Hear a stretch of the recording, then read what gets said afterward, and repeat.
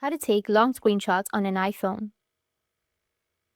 So if you want to take long screenshots on an iPhone, then what you need to do is you need to open up a page. Like, for example, I'll go with a page that you would like to capture. Like, for example, I'm here with the Chat GPT and I want to capture all of this, like the whole page.